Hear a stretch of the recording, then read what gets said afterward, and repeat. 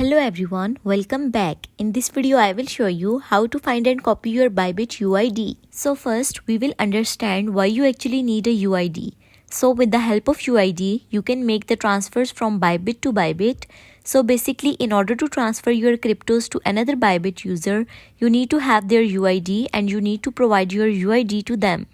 Now in order to get it, you just have to first launch your Bybit mobile application and then log into your account. If you haven't already, then tap on the profile icon in the top left hand corner and here you will be able to see your name as well as underneath it you will be able to see your UID. Now right next to it you will be able to see a little copy button, so you just have to tap on it. And it will show you that copied successfully, which simply means that you have successfully found and copied your Bybit UID. So I hope this video was helpful. And if it was, then don't forget to like this video and subscribe to the channel. Thank you so much for watching.